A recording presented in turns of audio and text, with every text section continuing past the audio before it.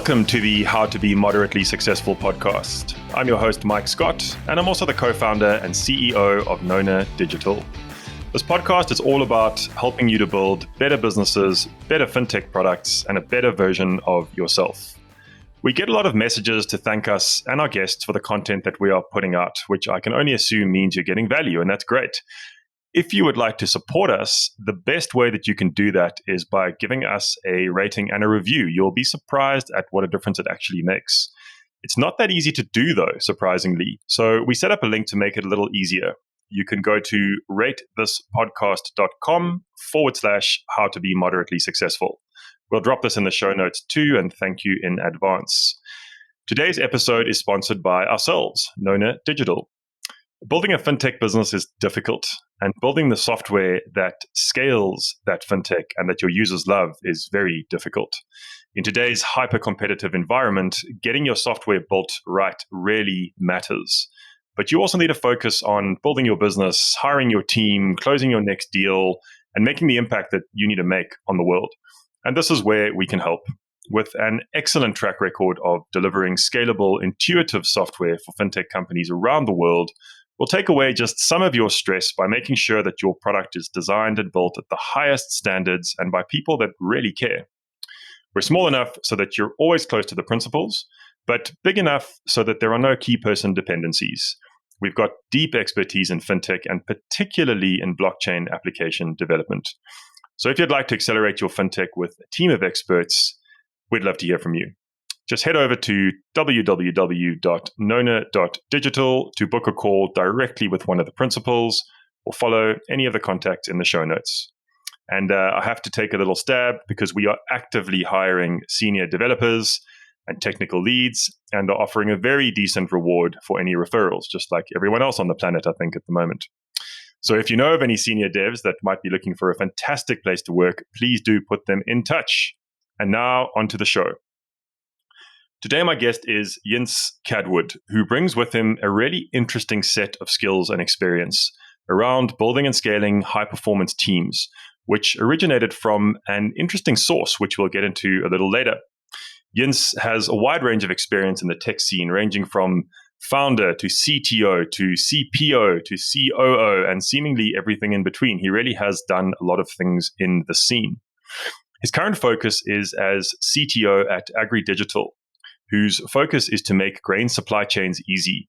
And to give you a bit of a picture of this business at the moment, they've already processed over $5 billion worth of transactions, given out over $50 million worth of loans to farmers, and have 15,000 active users.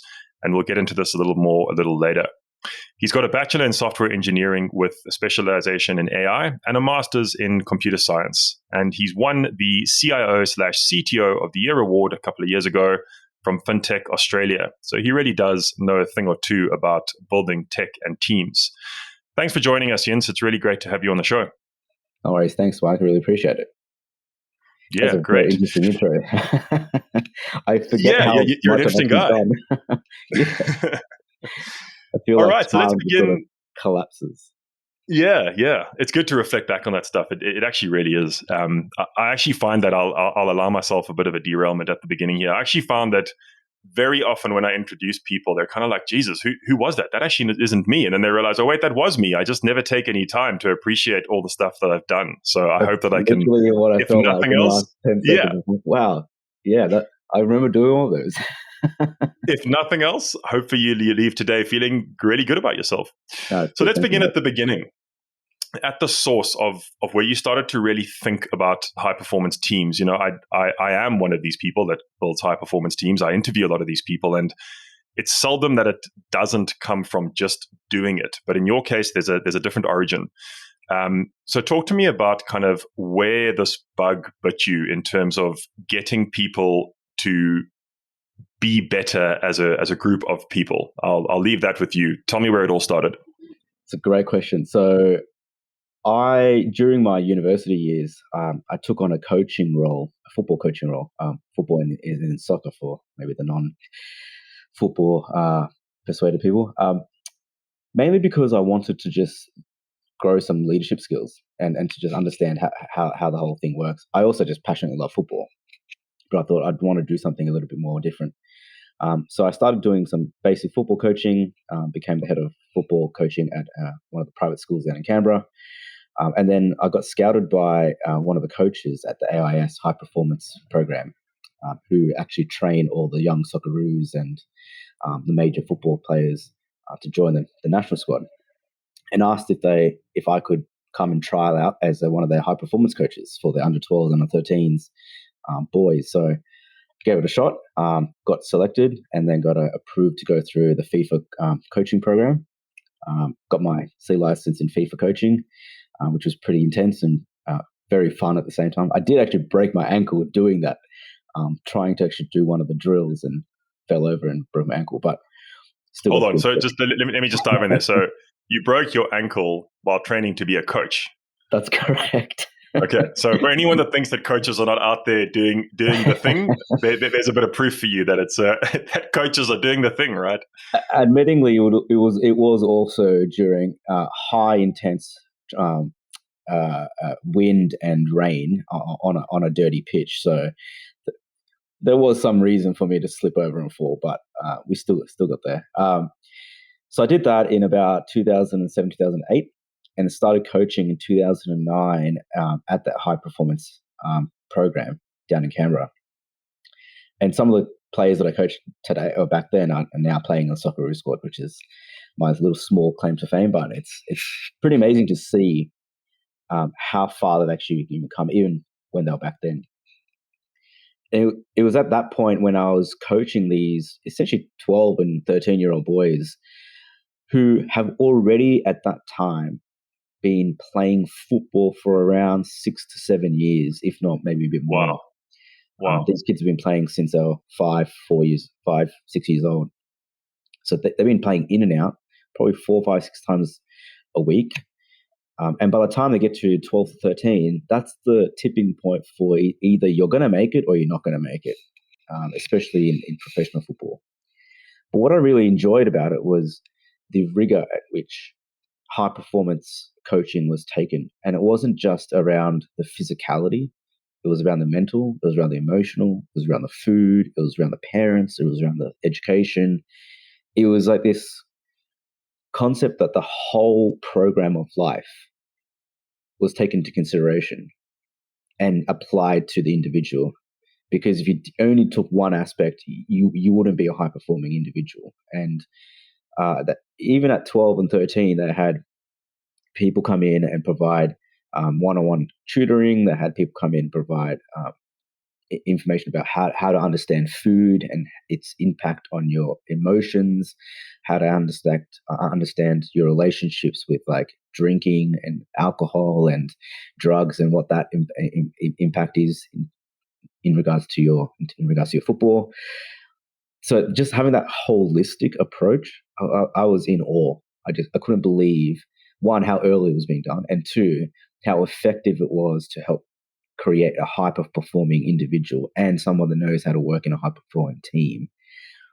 And that's what really kickstarted my understanding and desire to unlock that, because I thought to myself, as I started doing that more and more, I did that for about 3 or 4 years, how can I grab what's being done here at the sporting level and apply it into business? And I guess that was the first spark, and I sort of applied a little bit of it at my first job, which was at the Department of Defense. And I saw parts of it occurring at my subsequent jobs at Booz & Company, which is a management consulting firm, where high performance is something that is aspired to.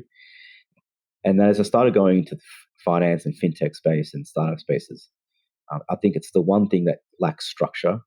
It's understanding how to apply high performance concepts from a sporting space into a team space. And that's been sort of my driving aspect. I love that. And I really love that, Jins. And there's so much stuff that I resonate there. I think just the two things that jump out. The first thing is I go on a bit about, and I'm not alone in this. I'm not the only one that believes in this, but I don't really, I mean, words can be changed, but I don't really believe in a work-life balance. I don't think that exists anymore, but I believe very strongly in what I call work-life integration.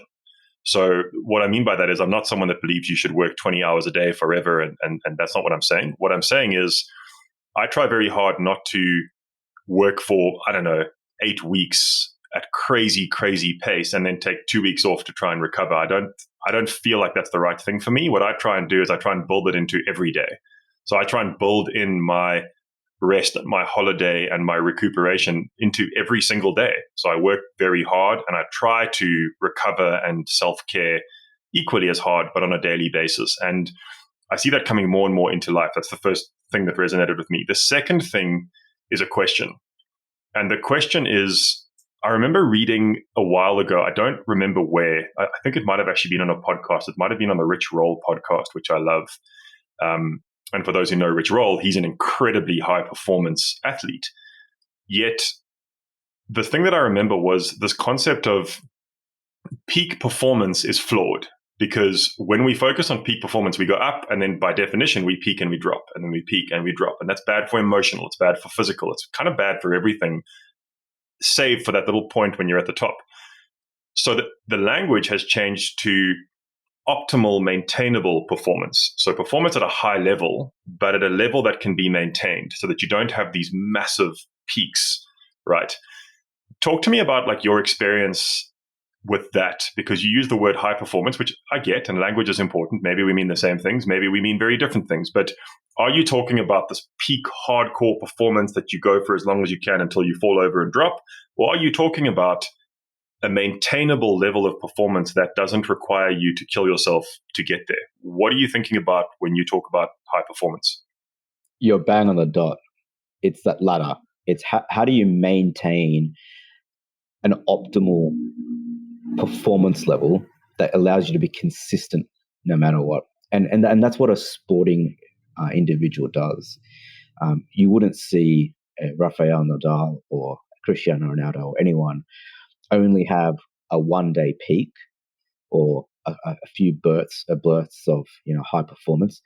They've raised their level to an optimum state in which they can consistently perform every single day, which also does take into consideration rest, recuperation, wellness, mental well-being, everything.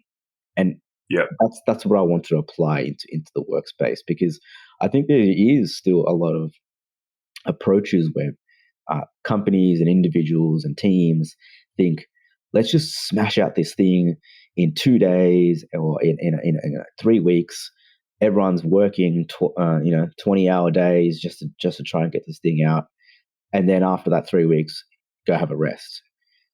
I don't think that's the right approach. I think the right approach is, let's maintain a certain level every single day, which includes the ability to do other thinking, resting, dynamic sort of ideas, whatever it might be, but maintaining that. Because what that also encourages, it showcases to external people that are coming into or want a job at your company, that's the level that I want to be at.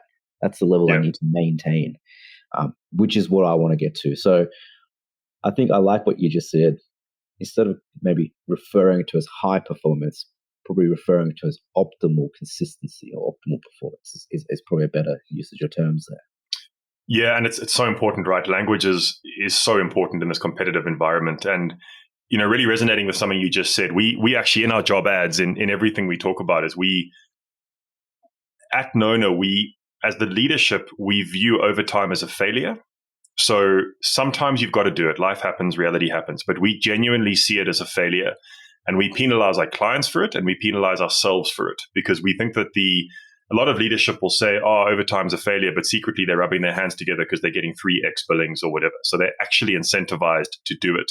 We try very hard to disincentivize ourselves to do it because it's not optimal. And in these businesses like you run and like I run, you need the best talent. And the best talent and the best people, they're not drawn to this unrealistic level of continual high performance. So Jins, you're coaching these 12 and 13-year-olds. These are kids that have been playing football for 7 years, 6 years already, which is just mind-blowing, actually. I have a 6-year-old daughter, and to think of her playing proper sport is just like it's another world. But I get it. I do get it. I mean, I was playing sport, I guess, at that age. But fast forward, I want to kind of fast forward and then I'll jump back a little bit later again. So fast forward to your career now. So this is the foundation of going, okay, there's a whole lot more here than meets the eye. Fast forward to where you are now. What is some evidence that you've taken this into the business world and that it's worked? In other words, like, give me some examples and give the listeners some examples of like where you've applied this and how it's worked. So I'm almost like jumping to the end and then we'll work backwards from there. Yeah, great question. So I'm going to take my AgriDigital example immediately as a starting point. So when I joined AgriDigital in October last year, 2020, the team is full of engineers that there's one or two senior engineers, but majority it's a junior engineering team. So if I put on that concept, okay, most of these guys or these individuals, they just come out of university. This is probably their first, maybe their second job in a engineering space. If you think about the training or the coaching they've had in that time, probably very little. It's probably been maybe 2, maybe 3 years worth of time that they've actually had someone coach and work with them to understand how to build. So one of the first focus areas was, what do I do to put in place the coaching and education frameworks to allow anyone in that team to know what levels and areas and skills they need to go up? And I use an analogy of actually a football. I said to most of my team, if you think of this entire engineering cohort, we have a striker, a midfielder, a backer, a defender, and a goalkeeper. All of you play in one of those roles, and those roles interact quite deeply with each other, but they all have specific ways you need to play and also specific mindsets. But then outside of that, I said, well, what are you doing to grow your particular skill sets that aren't focused on like the hard, tangible coding skills? What about your interpersonal skills? What about your problem-solving skills? What about your communication skills? How are you taking rest? Are you coding throughout the whole night? Are you sitting up? Are you eating well? Those are the conversations I had at the start, and I just observed. I did a lot of observations. And in the first few weeks, what I noticed was there wasn't really an area to create what I call psychological safety for people to even voice their ideas and voice their concerns or voice their ability to talk about the holistic career. So I try to create that. I did a lot of one-on-ones. I explained, whatever happened in the past, in any other jobs that you've done, that's not what's happening here. This space is for you to use to talk about anything. And one of the activities I actually just recently ran was a vulnerability chat and discussion, where quite frankly, I just had the whole engineering team and everyone sat together, and I said, okay, it's not mandatory, but I want everyone to just stand up, speak for 2 minutes about what they love, whether it's personal, work, whatever, and what they find challenging. And then I kicked it off, and funnily enough, when I helped lead that, others start to see that being vulnerable like this is okay, because creating that vulnerability has 2 major impacts. One, it makes others in the team understand, oh shit, that person's another human being. And there's other stuff that's not just their coding ability that defines who they are and helps them grow and become better. I can see and I can now relate to that. So that human connection gets created. But the second thing that I think is really important here is creating that space that there is the ability to learn and grow, not just in that tangible physical skill set, which is coding or engineering. It's for me to learn. I remember one of the individuals said, I like to learn and grow from others by doing and experiencing and seeing, rather than just reading. So if you throw me a bunch of text, I'm just going to freak out and get quite anxious. So automatically that created space for everyone else to create a safe environment for that individual and say, hey, next time I'm going to talk to you, instead of just like verbally talking to you or sending you some text, I'm going to give you an image, or I'm going to give you a video walkthrough, or I'm going to give you something that is more safer for you to understand and experience. And already I can see the level of communication, the speed at which people are now talking, but even the decision making is now becoming a lot more clearer. So that ability to create that safe space for people to psychologically feel nice, empowered, but also trust that the team around them is there to support them is one of the core aspects of a high performing team that I noticed when I was coaching football. And you will usually see that if you have an off day in a game, one of your teammates will pull you up and say, "Hey, is everything okay? Maybe you should take the day off, or do this, or come for a jog with me, and let's just run together. Like, we don't even need to say anything. Let's just run." And create that psychological space. There's that camaraderie, that teamwork, that everyone's got each other's back. That comes because there's a lot of psychological safety there. And I want to create that straight away. And that's what's happened at AgriDigital immediately. It's once I created that space, even though we haven't been able to recruit as others are in every area is struggling with, is trying to find really good people everywhere. Even with the same amount of people, we're producing way more high quality output than ever before. And it's just so wonderful to see. And for me, it's actually me stepping back and actually truly taking that coaching role. I'm standing on the sideline, watching my team play and execute their activities. And, just like any other football team, they're not going to get it perfect on day one, but it's running those drills over and over again. It's continuously having the ability to say, "Hey, let's have a vulnerability session. Let's have a session to discuss how does two styles of communication work, or how do we share this knowledge, or how do we talk about that." Those are the sort of little things that are now being implementing or that are already having huge impact. So I can speak. Oh man, so much is resonating there, Jins. Couple of things to share. I'm speaking of how people are different. I'm really not a theoretical person. I'm an incredibly practical person. I can only think and learn and share in practical terms. So everything I think about, I'm just always thinking, how can I implement? What can I do? What does this mean in real talk, as one of my business partners always says? So at the leadership level, there's something that I learned from a number of books. I think the best book that I've read on this subject is called The 5 Dysfunctions of a Team. It's an amazing leadership book. And one of the things that has stuck with me is that if you want an optimally performing team, you need to have a high trust team. But how do you get to trust? You get to trust through vulnerability. How do you get to vulnerability? You've got to be vulnerable as the leader. You can't tell people to be vulnerable, right? To your point, you've got to model it. So one of the exercises we did a while ago, we have an incredibly high trust leadership team, which I'm very grateful for. And it's because of this work that we've done together. And one of the questions that I asked at an offsite, which I was given from, I think this book actually, was, where did you grow up? How many siblings do you have? And what was your biggest challenge in your childhood? Now, that can get pretty intense depending on your childhood, right? And I learned stuff. Obviously, I'm not going to share it here because you got to keep confident, it's got to be kept confidential. But I learned some stuff about some people that I'd worked with for many years that I just had no idea. That also gave me a framing of, oh, wow, okay, so hold on. When I assumed that this was happening, actually, maybe it was that. And this person maybe reacted in this way because now I actually have some context. And wow, okay, that's really interesting.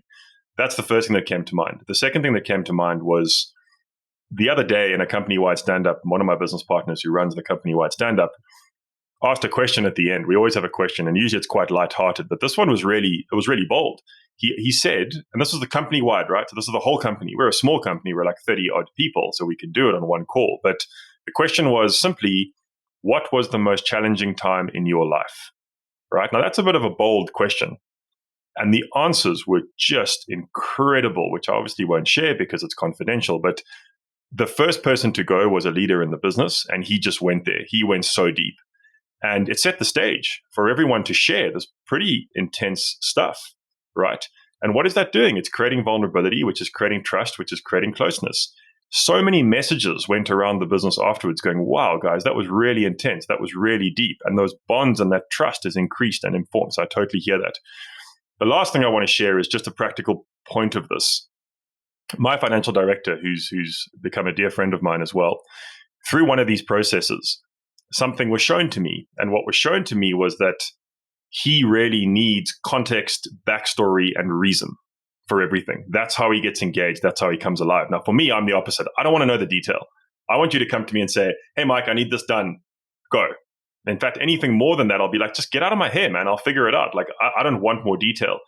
Through these processes, it came out to me that he actually really needs, this is why I want you to do it. This is when I'd like it to be done. These are the reasons for it. And this is the context. That actually makes him feel energized and whole.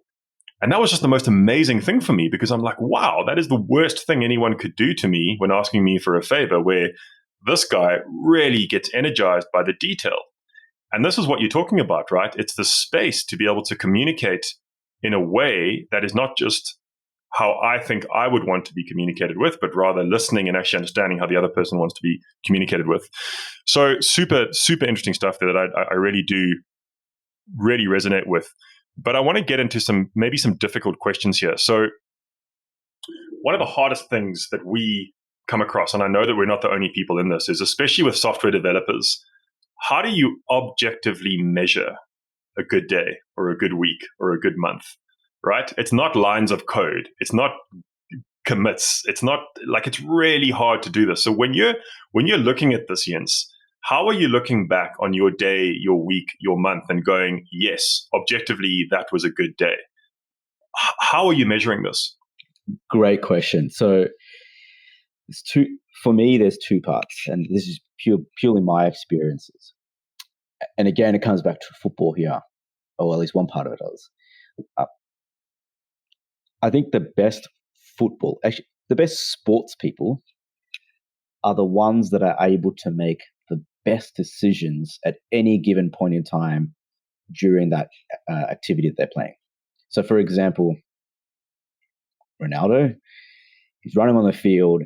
He's very good because he's just able to process so much data around what's happening in the game so fast and then make a decision based off all that input as quickly as possible. And that's what makes him better than some other player that plays in the exact same position. He's able to make the decision about, I'm going to pass that ball now, or I'm going to take this shot here, I'm going to make this move this way. That decision-making ability with the ability to process information is what makes him actually the best footballer. His skills are unorthodox in the way that he plays, like the way he kicks, the way he even runs, the way his physical movement happens, are not typical of a standard footballer. And most coaches probably in the 80s and 90s would have said, oh, you're running wrong or you're kicking incorrectly. Well, that's not the case, because he was just doing what he needed to do, but his ability to then process all the data around him and then make a decision about, well, if I run like this, I can get to that point faster. If I kick like this, I can kick better. So I think the key success metric that I always look at every single day, every single week, week in, week out, is, am I able to make the best decision at the time with the information that was given to me? So I need to be able to take in all the input and go, well, how am I able to synthesize this? And I don't have a future ball in my hand, but I can use this information to somehow make the best decision today. And that's all I can do. To extend that, I think the best way I can have the ability on my team is, and I say this to my entire team, both senior leadership and company-wide, my success metric as a CTO or as a leader is being able to know that any individual on my team is able to make the same level of quality decision I would try to make if I was in the room. So if I'm not in the room and I have my senior backend engineer there, I today would feel very comfortable saying that that individual would be able to make a highly quality, good decision, because the process of learning how to make decision making, how to take input in, and then use that to synthesize what's happening around, and then say, well, based off all the inputs, this is what I think is the best approach forward. That's going to be my success metric, because essentially that's me trying to scale my abilities to others in the team. So that's sort of my day-to-day way of making sure that I can measure if I've been doing well, and that's same with all my engineers. So as for my software engineers, yes, it's not about making 20 lines of code or 2,000 lines of code. It's being able to say, well, what's the problem that we're trying to solve today, or trying to solve in this project or this sprint or this, quarterly activity. And with all the information that I have, am I making the right decision right now, which is make this or break that or add this or do something new here or don't even do anything at all? Like, is that the best decision that I could be making? And then how am I communicating that best decision? So that's my success metric to the team and myself. Yeah, it's a really great it's a great point of departure, isn't it? Because if you're building software, we actually just did an episode on this subject, which is this question of build really fast and break things, or go at a maintainable pace and do it properly. And after we did the episode, it was kind of like, well, we'll try and actually do both, and sometimes it actually makes sense to go faster and not spend too much time on something. And then sometimes it makes sense to go really slowly and do it properly. And there's no right answer to this stuff, right? And it comes down to decision making, right? Because you can't say, in this instance, go slow. In this instance, go fast. It just isn't that simple, right? So correct.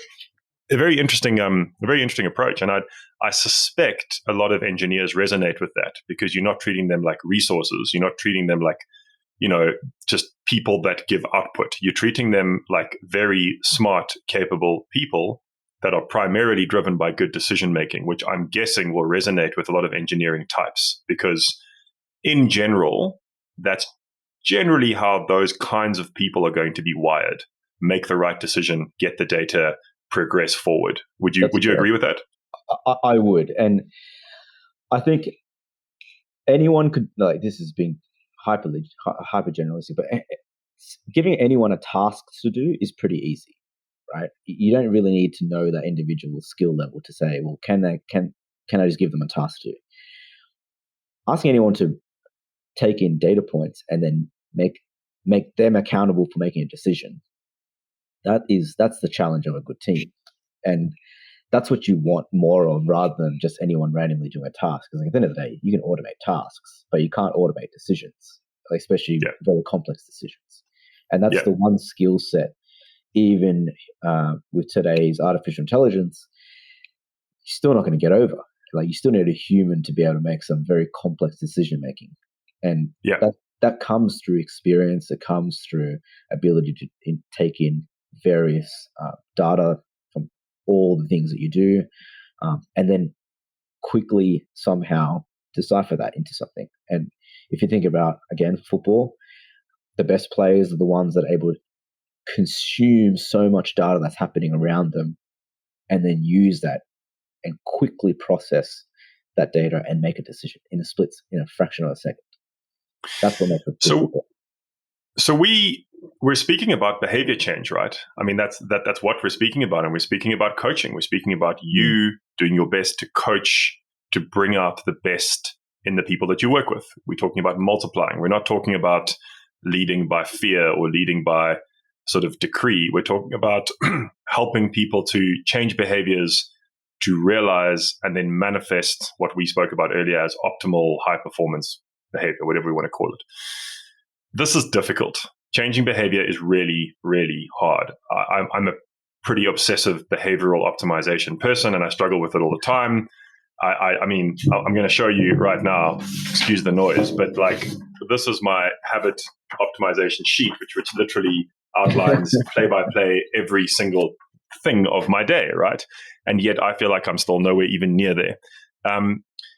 Now, couple this with other people. It's hard enough to change your own behavior as a human being, because willpower is a finite resource. I don't believe it's infinite. You can only use so much of it before you run out of it. What are the key elements to changing behavior, Jins? Because you got kids coming out of uni who probably don't even have behaviors that they need to change. They're still sculpting them. Then you've probably got seniors who, in our case, we've had seniors join us who've been literally traumatized by corporates. I'm not kidding. Like, literally, it's taken us a year or two to get them to trust us, that we're not just trying to screw them. Like, there's huge trust issues because of how they've been abused in a business sense, and everything in between: bad habits, good habits, different habits, good behaviors. We're talking about behavioral change here. What are your, if you agree with me, firstly, what are your key elements? What are the key things you focus on to try and help people to change their own behavior? Because you can't change their behavior. How do you think about that? Well, firstly, I completely agree. It is a behavioral change situation. I'm not a psychological expert in any way. I don't claim to be. I'm just using the experiences that I've had to try and understand how can I implement approaches. One approach that I've, without doubt, personally found experience very well for me and for the teams that I work with is creating a space of hyper focus. And what do I mean by hyper focus? Yes, there's always going to be lots of things to do. There's checklists and to-do lists that people need to do. There's sprint plans that have 20 tasks and all that type of stuff. But hyper focus is really creating a mental space, even if it's for an hour or for a day or for a week, whatever your time span is, that says, for that period of time, I just want to focus on one thing. And I'm not trying to say that humans can't focus on more than one thing at any time.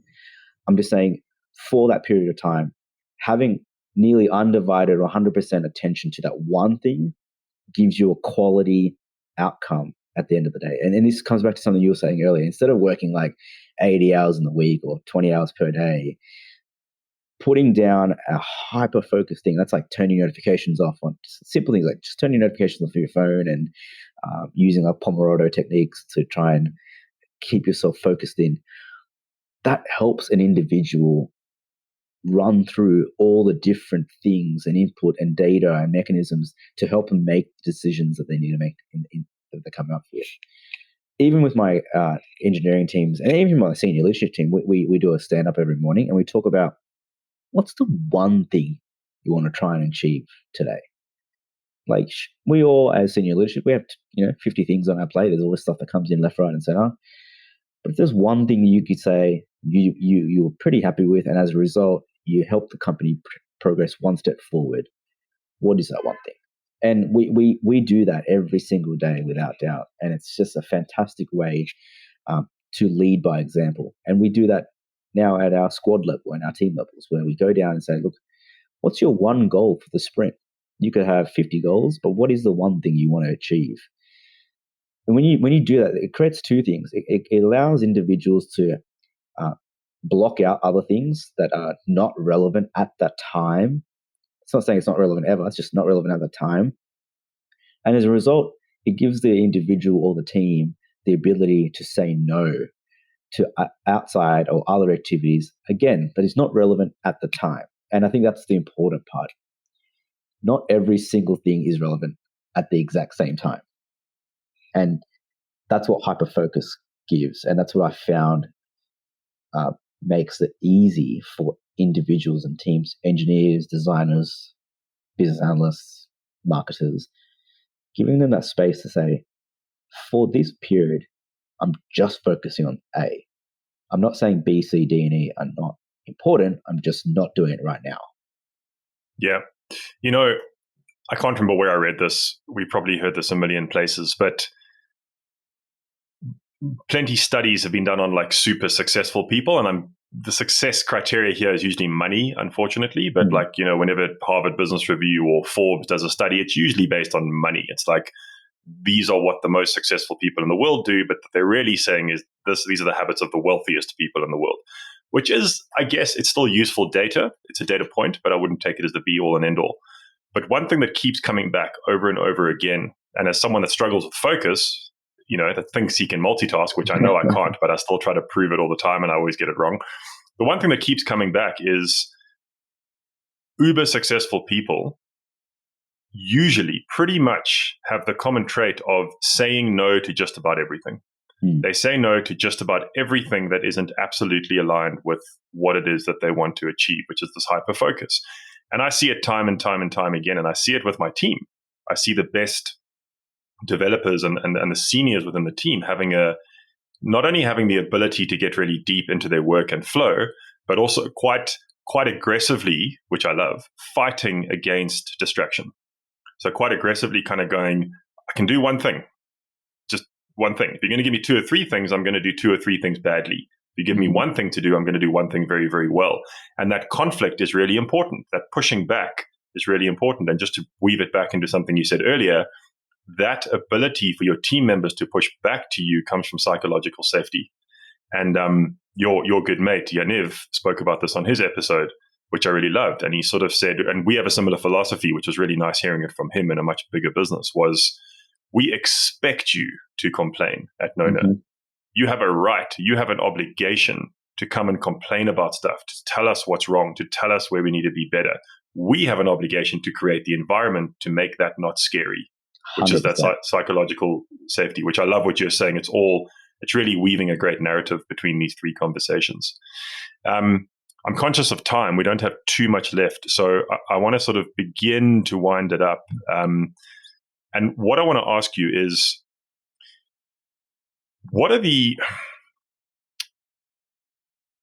you've spoken about creating spaces to be vulnerable, but not expecting people to be vulnerable. You've spoken about your objective measurements and what you hope the objective measurements to be in your team, which is around decision making.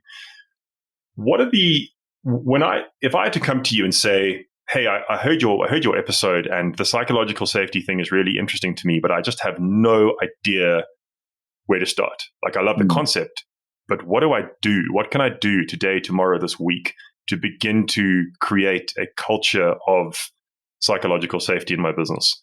How would you answer that, like practically speaking? That's a great question as well.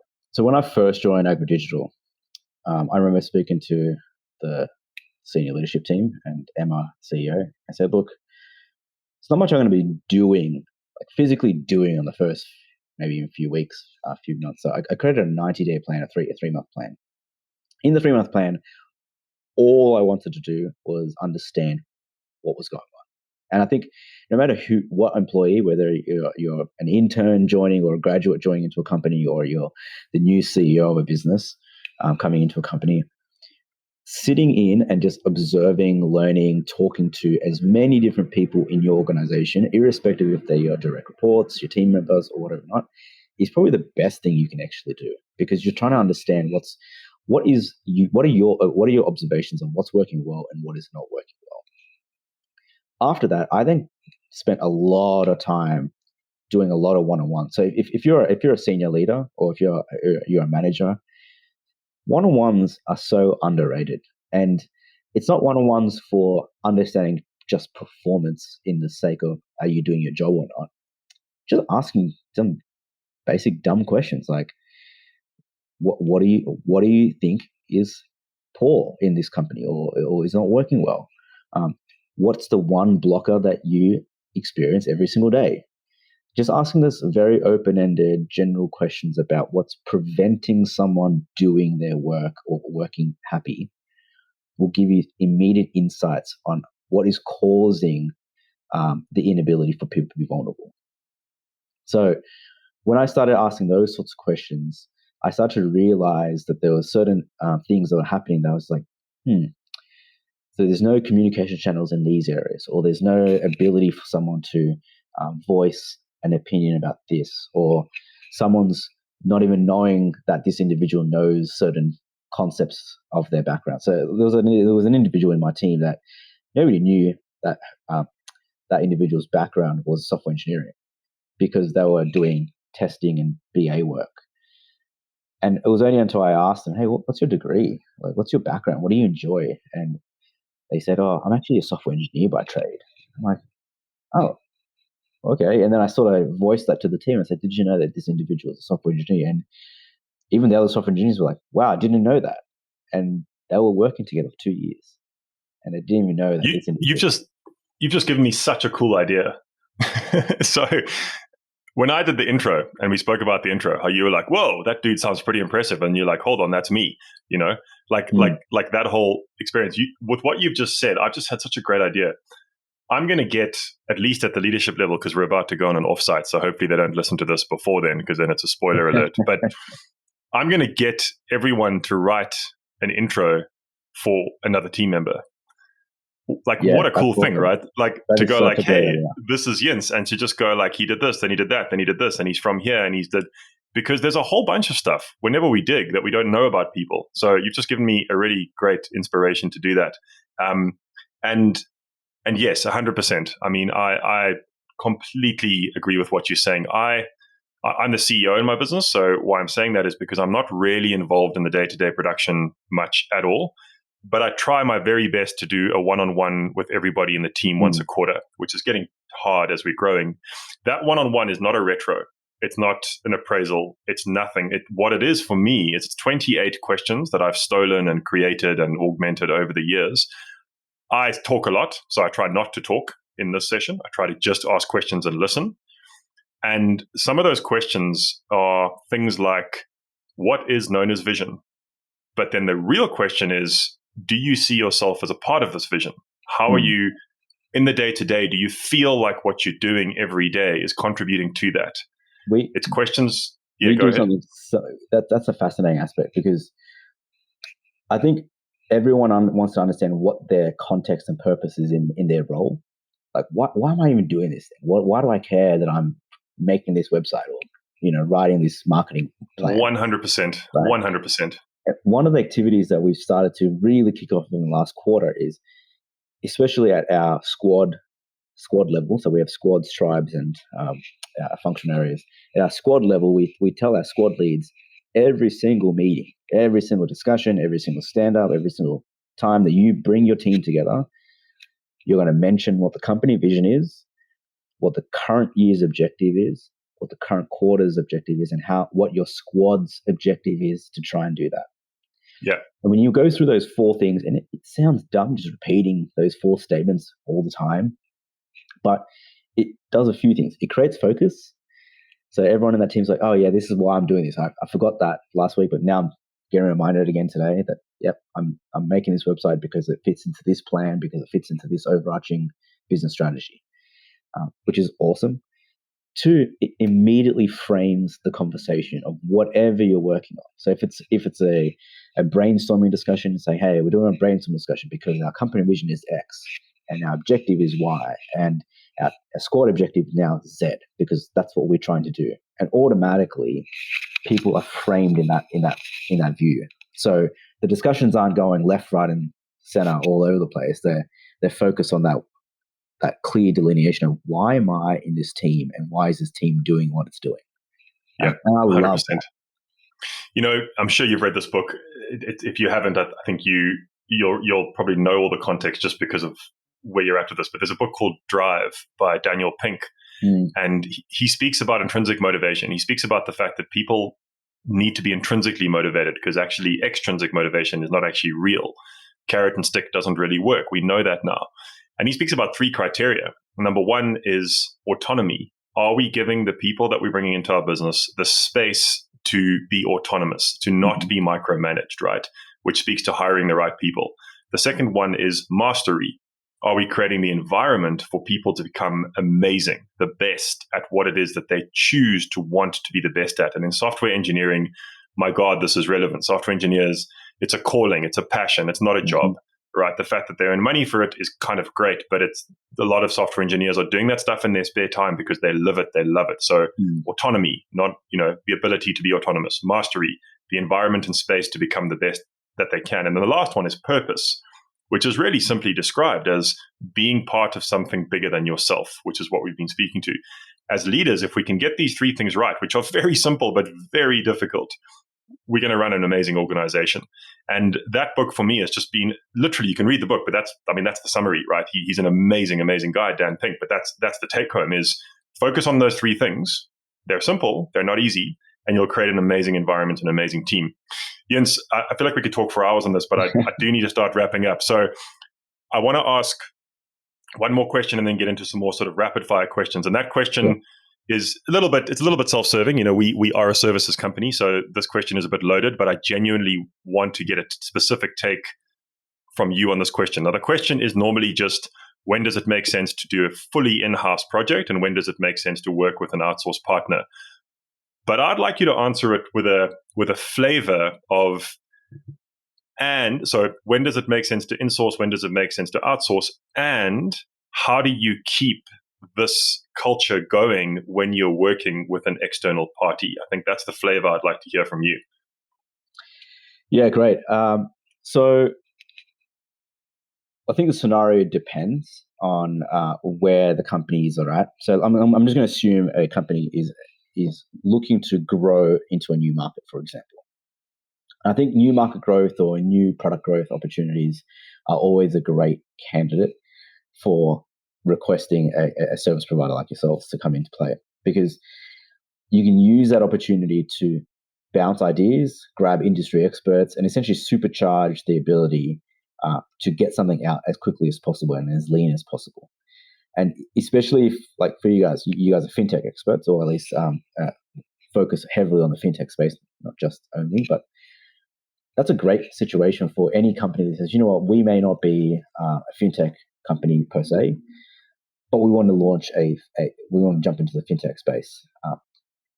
In lieu of hiring 5, 6, 7 fintech professionals, whether it be engineers or analysts or whatever, coming and working with you is great scenario, because it's like, hey, we want to launch this. You've got the years of experience behind your belt, so you have the ability to say what will work and what won't work.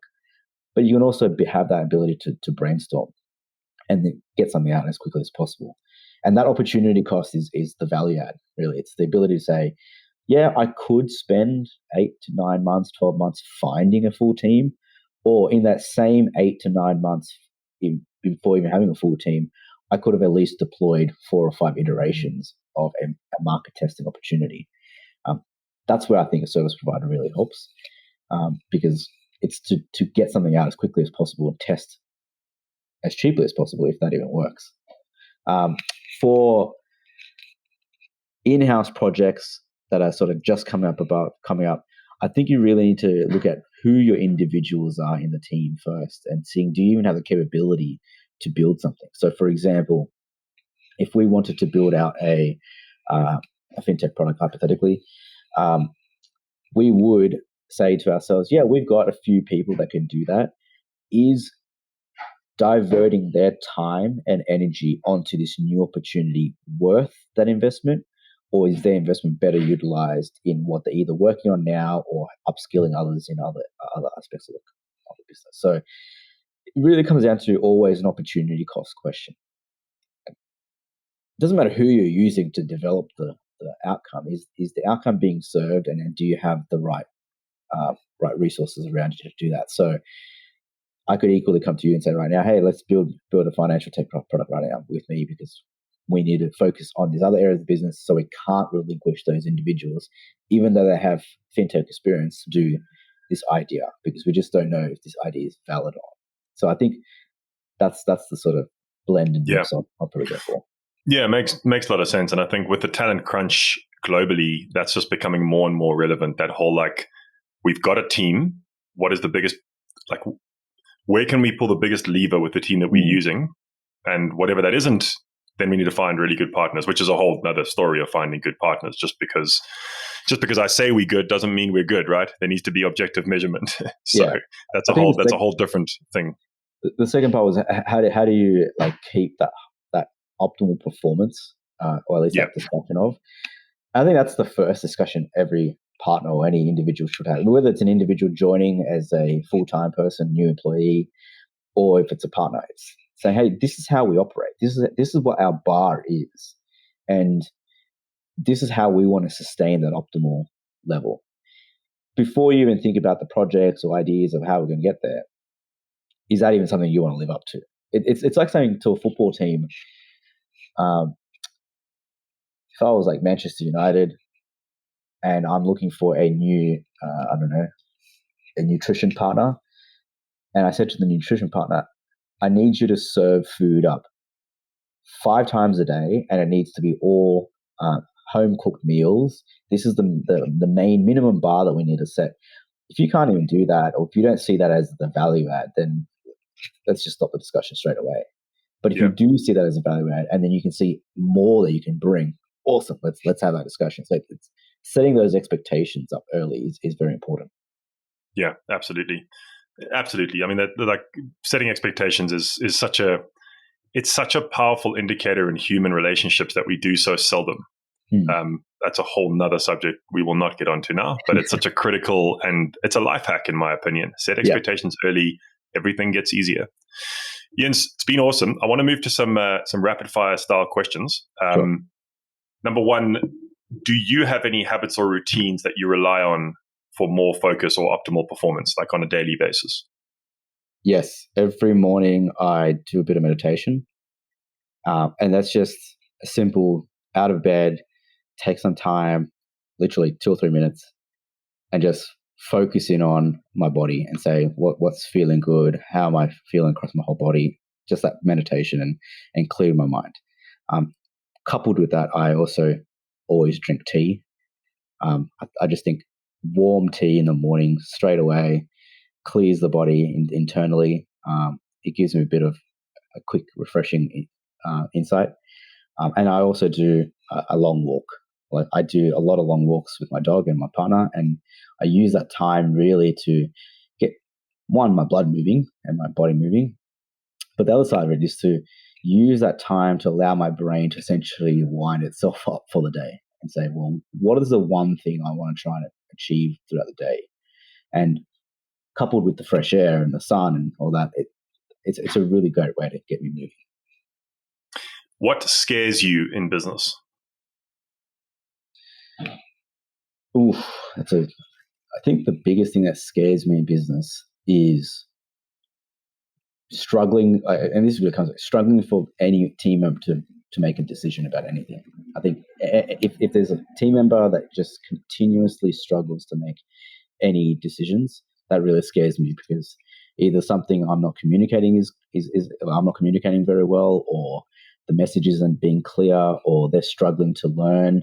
And that scares me, because businesses are people, and if people can't work and grow together and make decisions together, then that fundamentally scares me as a business. What content are you currently consuming? I actually am reading a lot of tech blogs.